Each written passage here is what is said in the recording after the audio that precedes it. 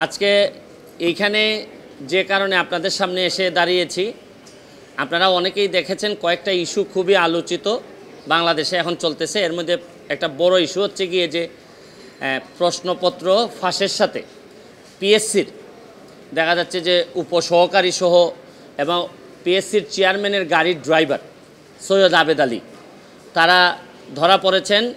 সৈয়দ আবেদ আলী সাহেবের স্টেটমেন্ট আমি দেখলাম, দেখে উনি বলছেন যে এই প্রশ্নপত্র ফাঁসের যে টাকাটা ইনকাম করছেন এটা নাকি আল্লাহর রাস্তায় ব্যয় করছেন।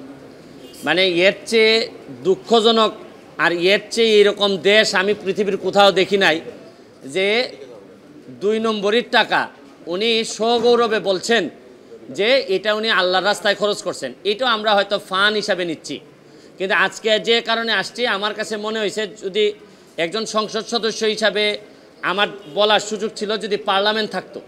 পার্লামেন্ট যেহেতু নাই, এটা আমার বলার সুযোগ আপাতত আমি পার্লামেন্টে পাচ্ছি না। পার্লামেন্ট যখন হবে তখন হয়তো আমি এটা বলতে পারবো। এখন আমি একজন ব্যারিস্টার হিসাবে আমার বিভিন্ন আইনগত ব্যবস্থা নেওয়ার সুযোগ আমার আছে। এইখানে পিএসসির চেয়ারম্যান সাহেবের ড্রাইভার উনি প্রশ্নপত্র ফাঁসের সাথে জড়িত, এর মধ্যে উপসহকারীও আছেন। তো উনি ড্রাইভার থাকাকালীন সময়ে পিএসসির চেয়ারম্যান অনেকেই ছিলেন। তো এখন প্রশ্ন হচ্ছে গিয়ে যে পিএসসির চেয়ারম্যানরা যারা যারা ছিলেন তারা এই দায় এড়াইতে পারেন কিনা, তারা এটার সাথে যুক্ত ছিলেন কিনা। এখন আমার ড্রাইভার আমার যদি ব্যবসাপাতি করে অথবা ড্রাইভারের মাধ্যমে ওনারা টাকা নিয়েছেন কিনা এটা ভালোভাবে দেখতে হবে। কারণ ড্রাইভারে ধরার পর যদি এটা ধামাচাপা পড়ে যায়, আরে ড্রাইভার করছে এটা বুঝেন না, হয় অনেক সময় এইগুলা বলে কিন্তু চাপা দেওয়ার একটা প্রক্রিয়া থাকতে পারে। এইটা আমার মনে হয়েছে যে এটা সরকারের দেখতে হবে।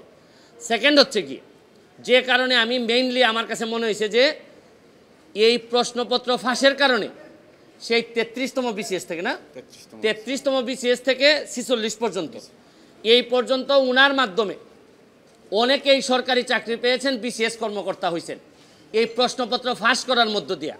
তাইলে উনি যেহেতু ধরা পড়েছেন, তাইলে এখন যারা তদন্ত করতেছেন তাদের মেইন কাজ হবে এই প্রশ্নপত্র ফাঁসের মধ্য দিয়া এই চোর যারা, এই চোরগুলা যারা প্রশাসনের বিভিন্ন জায়গায় বিসিএস কর্মকর্তা বা বিভিন্ন হিসাবে বসে আছে তাদেরকে ত্বরিত তাদের নাম সবার সামনে নিয়ে আসতে হবে এবং এদের বিরুদ্ধে ব্যবস্থা গ্রহণ করতে হবে।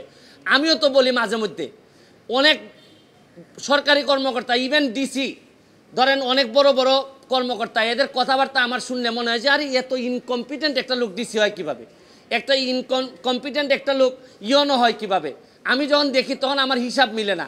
এখন আইসা ওই সৈয়দ আবেদ আলীর মাধ্যমে আমার কিছু হিসাব মিলতেছে। তাইলে এই চোরগুলা ওই বিভিন্নভাবে ছড়াই পড়ছে। শুনেন, যুদ্ধাপরাধী মানবতা বিরোধী অপরাধীরা যে যে জায়গায় থাকে আমরা খুঁজে বের করি, এদেরকে দায়িত্ব দেই না। এদের সেই এই চোরগুলা কি কোনো অংশে কম? এরা সারা জীবন দেশটারে লুটটা খাবে। আরে এই আবেদ আলী তো চলে যাচ্ছে, আবেদ আলীর তো আর কোনো অসুবিধা নাই, যা বানানোর বানাই ফেলছে। আর এই যে আপনার ডাসার উপজেলার চেয়ারম্যান প্রার্থী হয়েছিল, আল্লাহ বাঁচাইছে ডাসার মানুষে, এই যে মাদারীপুর না এটা, হ্যাঁ এই কালকিনি না তো আবার কালকিনির পাশে, যাই কালকিনিও তো বিখ্যাত বিভিন্ন কারণে। এই ডাসার উপজেলার মানুষ বাচ্চা যে তারে মনে পাশ করায় নাই না, ও চাচ্ছিল, করে নাই নাকি? ও আচ্ছা, নমিনেশন পায় নাই, ও নির্বাচন হয় নাই। তো যাই তার কাছে যে মেকানিজম ছিল তাতে আল্লাহ মাহবুদ জানে হয়তো নির্বাচন হলে পাশও করে যেত। তাই এখন হচ্ছে কি আমার মেইন, নাইলে যদি এর ভিতরে আমি ব্যবস্থা না দেখি আমি হাইকোর্টের শরণাপন্ন হব। কারণ আমাদের তো জায়গা হচ্ছে কি হাইকোর্ট। যদি এই ব্যাপারে ব্যবস্থা গ্রহণ না করা হয়, কার কার আমলে এই ড্রাইভার সাহেব ছিলেন পিএসসির চেয়ারম্যান, তাদের এইটার দায়িত্ব আছে কিনা, তারা এটার সাথে জড়িত কিনা। এরপর হচ্ছে গিয়ে এই প্রশ্নপত্র ফাঁসের ঘটনায় কারা কারা অবৈধ সন্তান হিসাবে প্রশাসনে জন্মগ্রহণ করছেন এবং জন্মগ্রহণ করে এখন বিভিন্নভাবে দলীয় তকমা লাগাইয়া ভালো ভালো অবস্থানে আছেন, এইটা আনতে হবে। শুনেন, কোটার জন্য আন্দোলন করে ছাত্ররা, সারা বাংলাদেশের মানুষ কোটার জন্য আন্দোলন করতেছে, কিন্তু এরা কি জানে যে সবচেয়ে বড় কোটা তো হচ্ছে গিয়ে চোর কোটা, এই প্রশ্নপত্র ফাঁসের কোটা। এরা ধরেন অন্যান্য কোটা, মুক্তিযোদ্ধা কোটা, এগুলা নিয়ে আন্দোলন করতেছে, এগুলা নিয়ে আমি বলবো না, এটা আলাদা হিসাব। কিন্তু জানে না, এরা যদি জানতো যে সবচেয়ে বড় চোর দুর্নীতিবাজ কোটাটা হচ্ছে গিয়ে বাংলাদেশের বড় কোটা, এই কোটার বিরুদ্ধে আন্দোলন করলেই সব জিনিস সুবিধা আমরা পাইতাম। কিন্তু এইটা আমি পরে হয়তো আরেকদিন বলবো। তবে এখন আমার বক্তব্য হচ্ছে স্পষ্ট, এদের বিরুদ্ধে কারা কারা প্রশাসনে আছেন তাদেরকে বের করে তাদেরকে আইনের আওতায় নিয়ে আসা হবে, নাইলে এই দায় সারা জীবন বাংলাদেশের বয়ে বেড়াতে হবে। আমি একজন এমপি হিসাবে, একজন ব্যারিস্টার হিসাবে আমি মনে করি এটা জাতির সামনে নিয়ে আসা আমার দায়িত্ব। আপনাদের মাধ্যমে আমি এটা ছড়াই দিতে চাই এবং আমি দেখতে চাই যে কি ব্যবস্থা গ্রহণ করছেন। নাইলে আমি মাননীয় প্রধানমন্ত্রীর কাছে প্রয়োজনে যাব, মাননীয় চিফ জাস্টিসের কাছে যাব, কারণ এইভাবে একটা দেশ চলতে পারে না। Thank you. ও পিএসসি কমিটি করছে, পিএসসি কমিটি, এই যে বাংলাদেশে কমিটিটার আমি ভয় পাই আরও বেশি। কমিটি করলেই মনে করলেন যে ধামাচাপা দেওয়ার জন্য একটা প্রক্রিয়া শুরু হইলো। আরে কমিটির কি কাজ? চোর ধরছে পুলিশ, চোর ধরার পর চোররে বলবে যে আর তোর সাথে কে কে চোর আছে বল।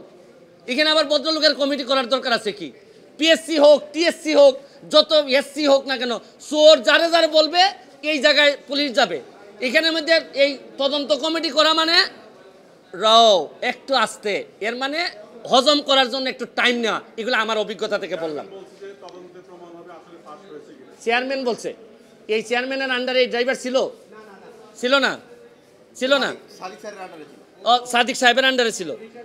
তাইলে তদন্ত উনারটা করুক, উনাদের চেয়ারম্যানরা জড়িত ছিল কিনা এগুলা উনারা নিজেরা কিভাবে করলো, প্রশ্ন যাতে পরবর্তীতে আউট না হয় এইগুলা নিয়ে তদন্ত হোক।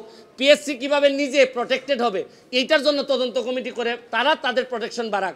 কিন্তু এর আগে কারা কারা চোর ছিল, দুর্নীতিবাজ ছিল, বাটপার ছিল, এগুলা বের হয়ে আসা জরুরি সবচেয়ে বেশি। Thank you.